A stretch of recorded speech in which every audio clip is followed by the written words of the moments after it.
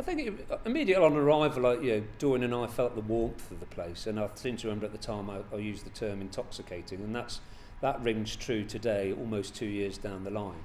So Gibraltar and Gibraltarians have been very good to Dorian and I, and warm and embracing.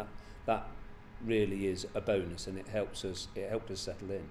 I think on the work side, we've had lots and lots of challenges and made lots and lots of progress against those, and exploited many opportunities as well. So things like a lands agreement, resurfacing the runway, transferring the old Defence Fire and Rescue Service to the AFRS. So there have been lots of highs. The odd low, as inevitably there would be, but predominantly I sort of leave a CBF with a very buoyant feeling about British Forces Gibraltar and Gibraltar in the round.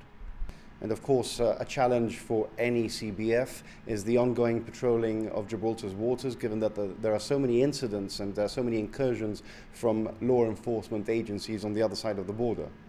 Yeah, and they are, people are well aware of those sorts of incidents. My point would be that in more recent months, we've had fewer ridiculous incidents out on the water, and I think where we've really strengthened across Gibraltar is the agencies' work out on the water and in other places, for example in the security and the civil contingency space as well.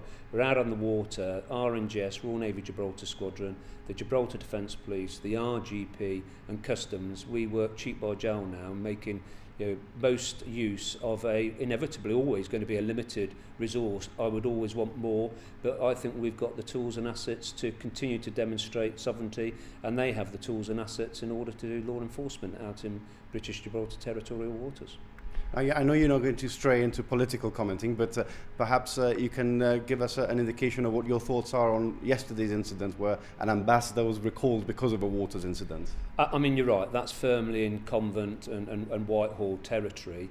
I just feel that we continue to demonstrate sovereignty out here. That's my mission, part of my mission, a main part of my mission, and that's what we'll continue to do. I'll let the political dimension play out elsewhere. Our job is to make sure that we deliver out on the water. And I understand that you've liked Gibraltar so much that you're staying here. In fact, it's possibly the first time that any CBF has done that, so can you tell us what you'll be doing? Well, Dorian and I have decided to set up our own consultancy business, Highfield Consultants, and it's true, I am going to be working out here. We will stay here. If you like, we've not voted with our feet.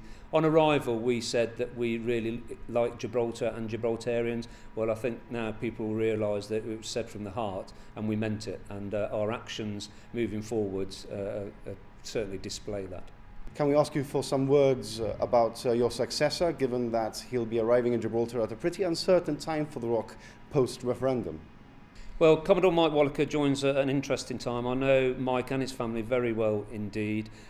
We couldn't wish for a better CBF, in my opinion, and I think that he'll be ready for the challenges. It'll take a little time to settle to it. Gibraltar is in so many ways unique in a very positive way, but I'm confident that Commodore Mike will be an excellent CBF.